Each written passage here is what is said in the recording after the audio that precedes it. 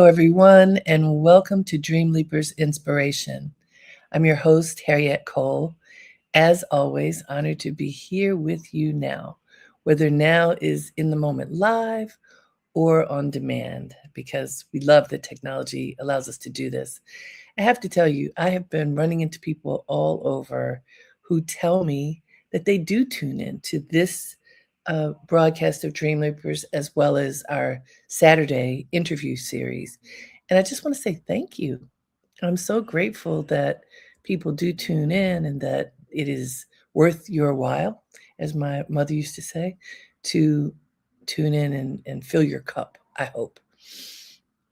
I have been in a lot of different people's company in the past couple of weeks. It's been busy, out and about busy, in the weirdest weather ever. So I'm in New York City, and I was here and then out on Long Island these past couple of weekends. The weather has been hot, cold, everything in between. My daughter is in the Midwest, and there was a tornado warning last week with softball size hail that was hitting cars and you know buildings. Crazy, really tumultuous time, literally, with our environment. And I find that when things are kind of not even in our surroundings, it often makes things not even inside. Do you ever feel like that? I am sure that there's a scientific explanation. I'm pretty sure that this is true, what I'm saying, not just an idea that I have. And if I were talking to a scientist, I'm sure a scientist could explain why it's happening. Something about barometric pressure and how it impacts the body. And then if you talk to spiritual folks, how it impacts the spirit. I don't know the official understanding of these things, but I know from paying attention to my life and the people around me and the service work that I've been doing for so many years, I see that when things are topsy-turvy with the environment, they are often like that in the inner world. And so I, as always, have been thinking about my family, my mother, my grandmother, my father, my family. And one of the things that they often would say to my sisters and me is just to pay attention. It's so obvious. This is not anything that's exclusive to my family. Uh, Hello, Miriam. How are you? Welcome, everybody. Um, let's see. Katrina just signed in. Yeah, let me know when you're here. Tell me where you are. As I have been out and about in the company of lots of different people, these are when I'm working. It's obviously not people who you always choose who you're with, but it's not as curated as if it's every single person that you're with is somebody you chose. But paying attention to who's around you is important. Now, we all understand this as it relates to safety, and especially if you live in a big city, like I live in New York.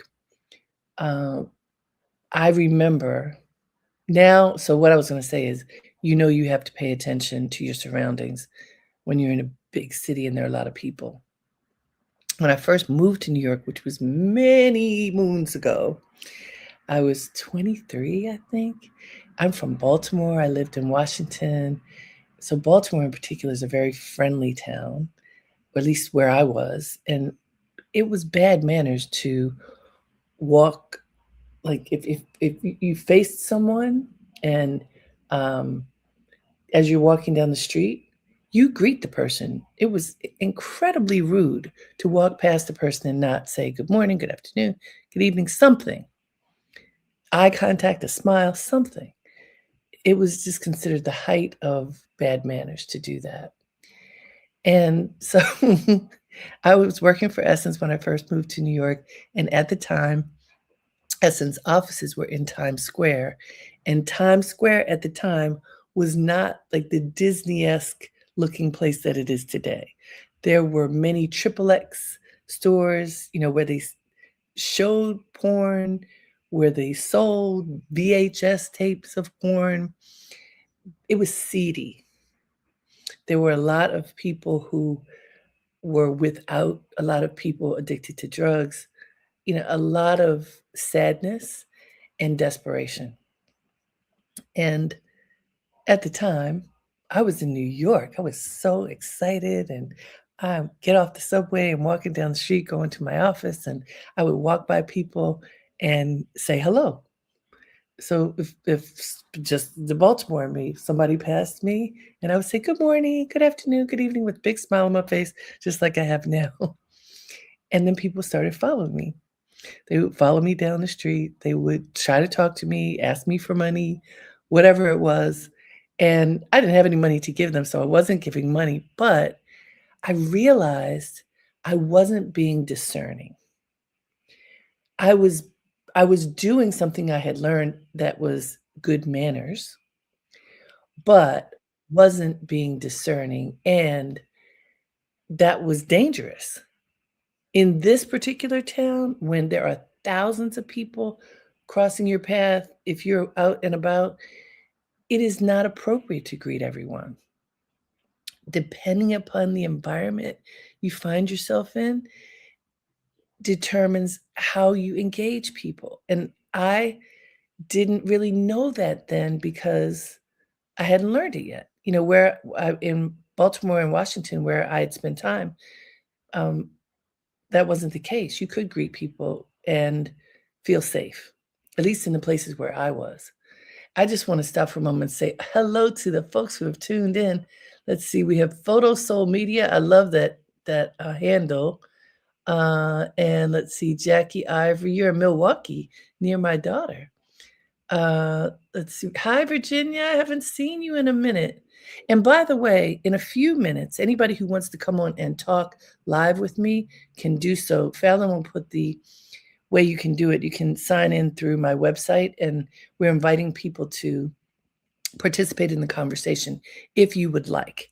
And so if you'd like to do that, you go to harrietcole.com/inspiration. It'll bring you into the green room here.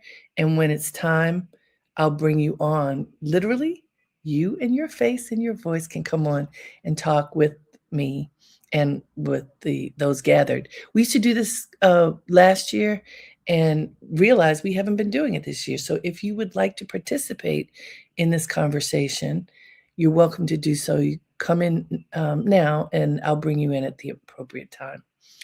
And that's harrietcole.com/inspiration. Anyway, I discovered in the first few months of being in New York that it was not the right thing to greet everyone. A, it was unsafe. B, I had to get to my destination. And if you stop and talk to so many people, you're not going to get to your destination on time, right? So I learned the meaning of tunnel vision. It is important to understand that you can look in the direction where you're headed. You can tune out people around you. You can walk at a clip that is safe for you. And you are aware of your surroundings, but you're not engaging everyone in your surroundings. This is something I learned. It was a lesson I learned in New York City. So today's message is pay attention to who is around you. So if we think that example, that's real obvious. Outside, wherever you are in the world, when you walk outside, do you survey your environment to see who's around you? Do you check to see if you're stepping into a safe space or not? And if so, like many people, you just are on automatic, you just head out the door, boom, boom, boom, you're moving. It's not the safest thing to do. And I'm not saying this for us to be afraid of anything, but just to be conscious of our surroundings. So number one, do that. When you walk out of your house, pay attention. Who's around you? Survey. Left, right, front, back. Who's around you? If you're walking onto a quiet street, does it feel safe? If not, don't walk down that street, right? As you're getting in your car, look around before you open the door. Basic things that are safety. We know these things, but we don't always do them. So I'm reminding us of super basic things to do because it's important. But then I want to get to the deeper place. If you pay attention to who is around you, assess, are these the people who you want to be around you? Are these the people who support your spirit, who align with your values, who help you to feel positive? Or are these people who bring you down, who are always complaining, who are always negative? Are they a combination of all kinds of energy? This is such an important question. And if we are honest with ourselves, most of us have people who are in our inner circle or close who don't deserve to be there. Ask yourself, survey your people. Are any of your people, the people, if you just look at the past week, who was in close proximity to you? Make a list. Who was in close proximity to you? And did you want them there? Do they deserve to be there? How did they get there? Do you intend to let them stay there? These are good questions, and I really want you to think about it. Okay, we've got South Carolina in the house. That's great. Is it warm there? It's not warm here. It's about to get colder. I want you to think, just take a pause and think about who has been in your close company, close to you, like close enough to touch you, to talk on the phone, and you chose to talk to them, to be on one of these video services like we are on now, for those of you who are viewing this, and if by sound, those of you who are listening. Who was there, and did they really deserve to be there? Should they be allowed to be there again? And if not, what are you going to do about it?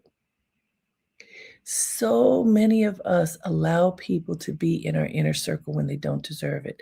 And then we complain when they hurt our feelings, when they trespass over boundaries that we've established, when they are dishonest, when they're unkind, when they do something that violates our values.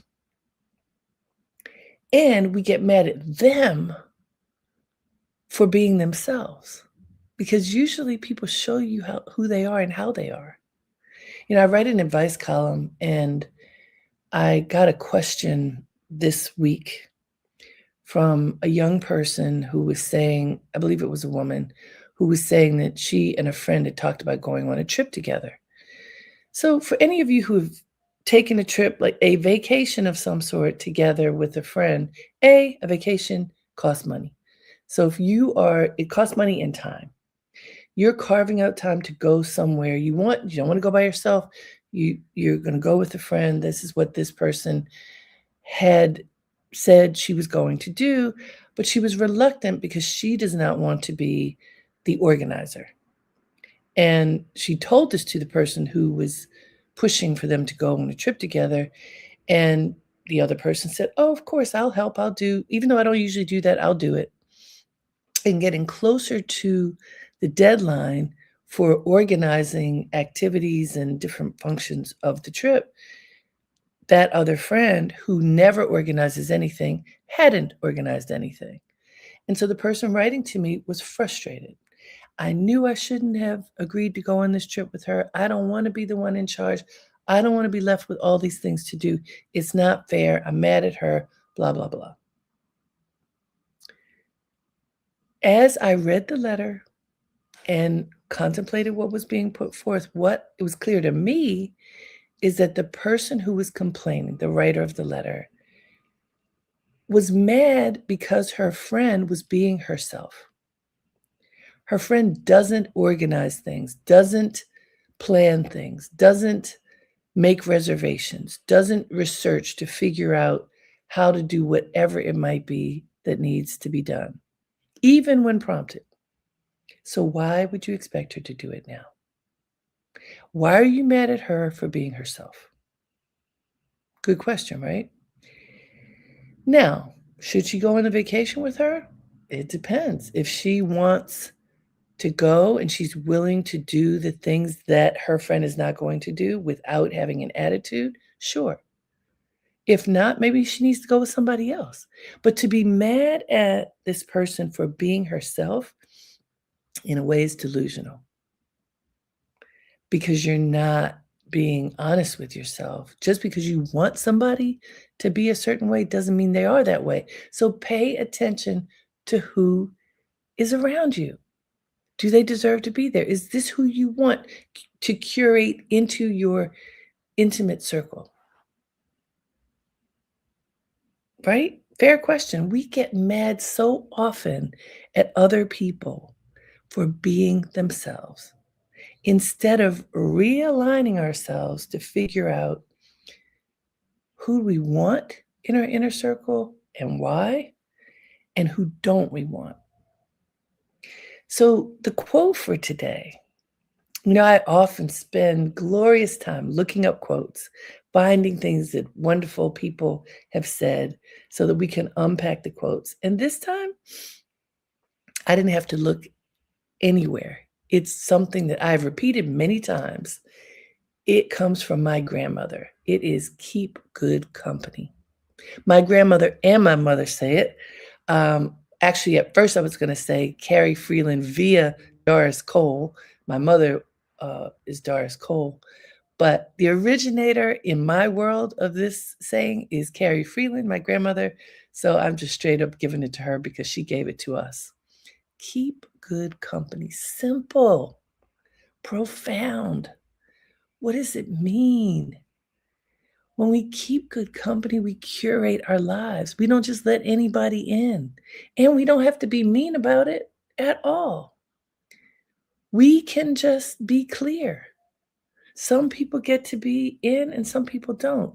And the way that you say things helps you to define people's understanding. Because also, not everybody gets to be in all the time. I was at an event this weekend and last weekend, and some lovely people that I was with for part of the day. We were together, and then that part ended. And there were a couple of people I know who were like, what's happening next? I wasn't in charge of what was happening next, but also I did not feel like the person or people who were asking were people that necessarily were supposed to be in the next moment. So I didn't feel any discomfort in saying, we're transitioning to something else and we'll see you later. Not there. I didn't invite them to do that.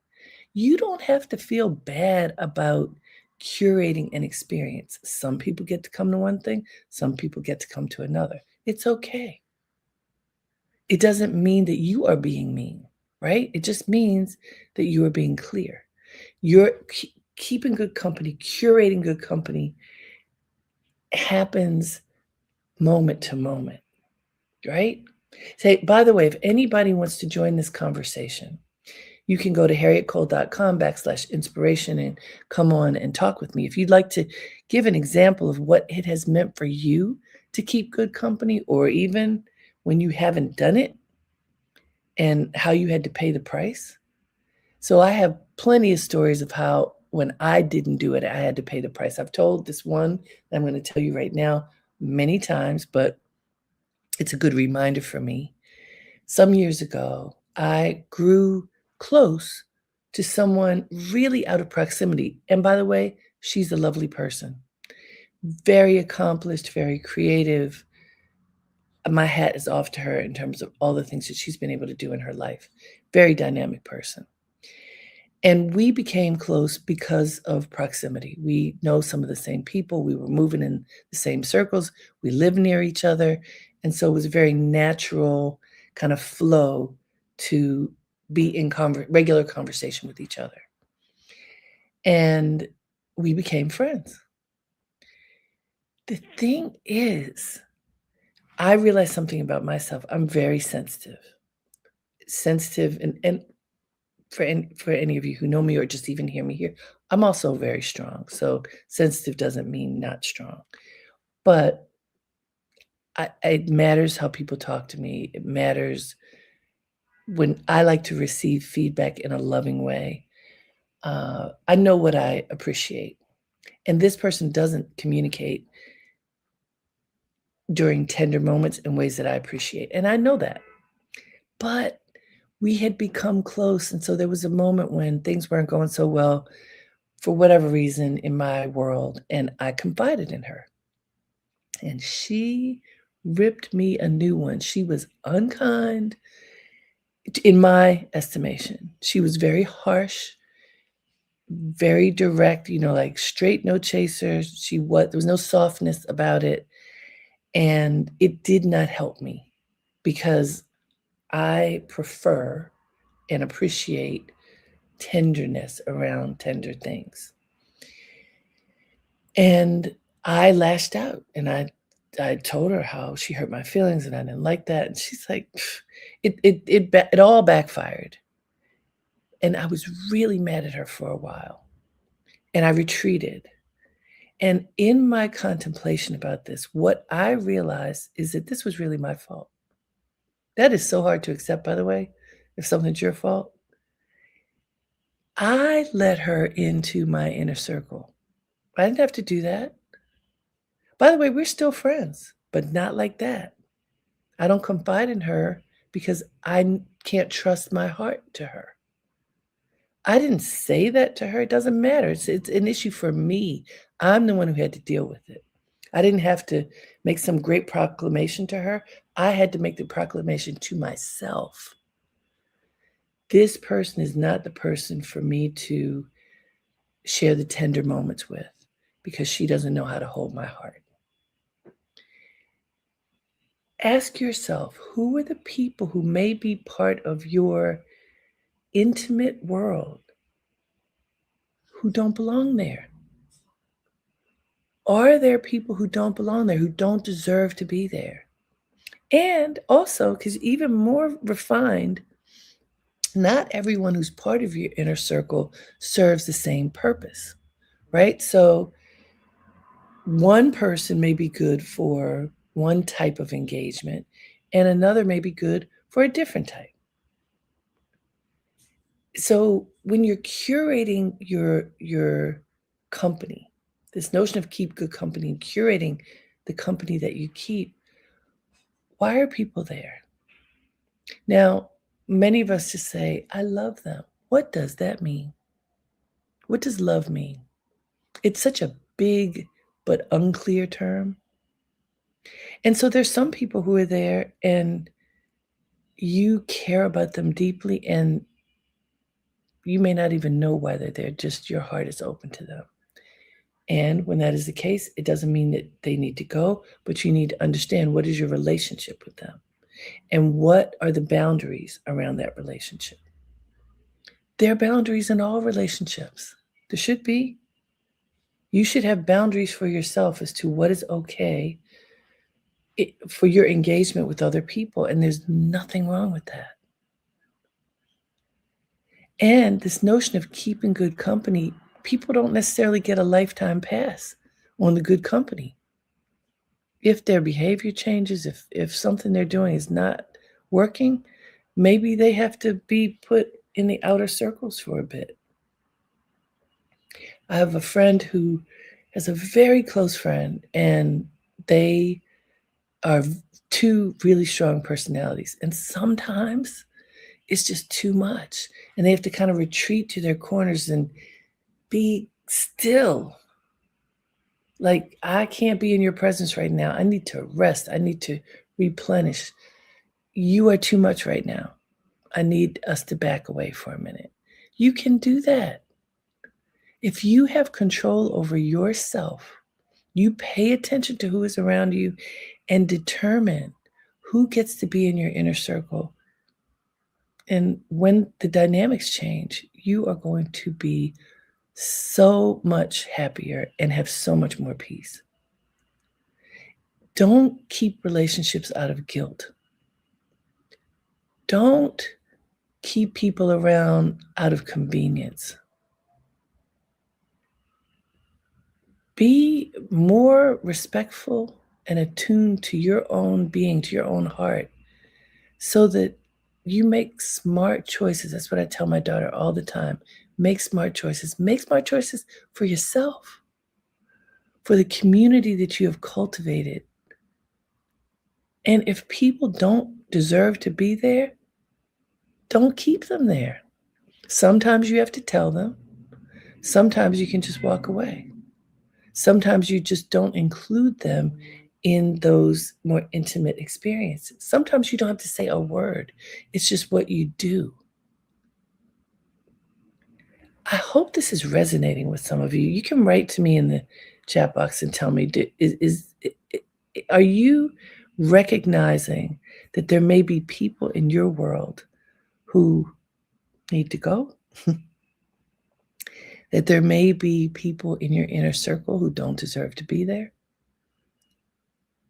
When you look around at your inner circle, do you see anybody who's like, why do I still have that person here? How did that person get into this space? Do they still belong here? And if not, what are you going to do about it? I want to know. Write in the chat box. Tell me if you don't have to say who they are, but do you have people that need to be weeded out of your life? And if so, do you think you can do it? Most of us have that because it's life. When you pay attention to who you surround yourself with and curate who gets to be in your inner circle, you can create a more fulfilling life and a life with peace. I am so for peace. I love when I feel, this feels good. I'm in a good place. And by the way, I remember when Barack and Michelle Obama were running for president.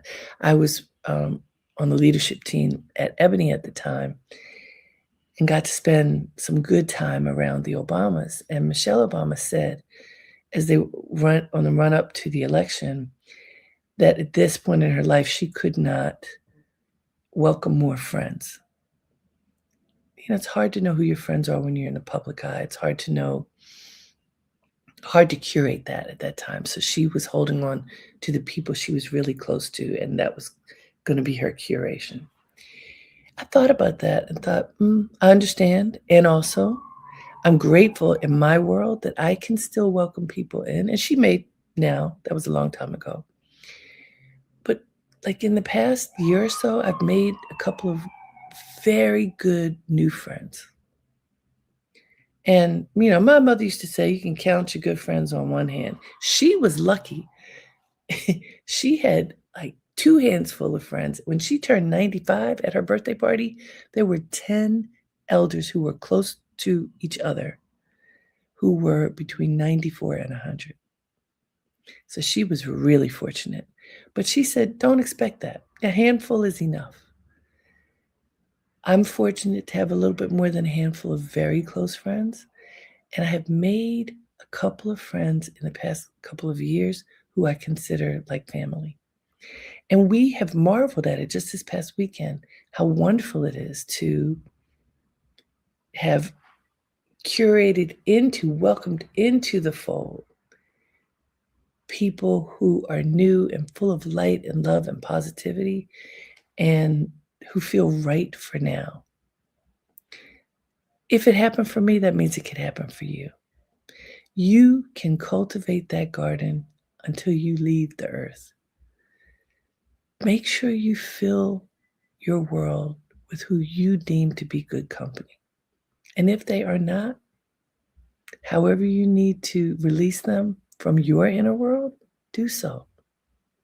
I promise you, you have more joy when you are in control of it. Hi, Laura. And thank you to all of you who joined live and all who will look on demand later. Also, for any of you who want to share this broadcast with your loved ones, um, the link will be there, and I'm happy for you to share it. Also, you can go to harrietcole.com/inspiration, and this week's inspiration will be there. So you could share the link with anyone who you might want to do that. Hello, Brown Style. I love that we are a part of the same tribe. It's all good. I also wanted to say this is the 10th anniversary of Dreamleapers. I started this educational platform 10 years ago. I started Inspiration during the pandemic, but we've been doing Dreamleapers for 10 years, inspiring people to leap into their greatness. And I hope that is exactly what is happening for you. And I just thank you for being there. Lynn Foreman says she's in the process of currently letting relationships go that she has outgrown. That's a big one. Hard but necessary. This week, work on that. Evaluate who belongs in your inner circle. Who belongs in your circle, period. Who doesn't, figure out how to walk away. Gently, lovingly, but clearly. Thank you so much for joining me today. Until next time, have a great day and make it count. Namaste.